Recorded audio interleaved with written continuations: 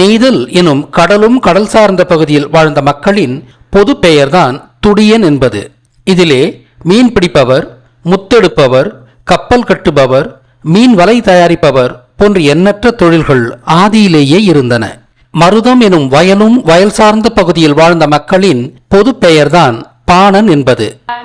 மருத நிலம் உடல் உழைப்பு மிகையாக தேவைப்பட்ட நிலமாகையால் களைப்பறியாமல் இருக்க மக்கள் பாட்டு பாடிக்கொண்டே பணிபுரிந்ததால் பாணன் என்றழைக்கப்பட்டனர்.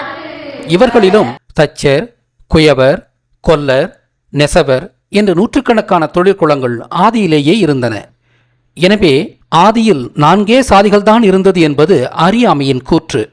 4 திணைகளையும் சேர்த்து நூற்றுக்கணக்கான தொழிற்குளங்கள் ஆதியிலேயே இருந்தன.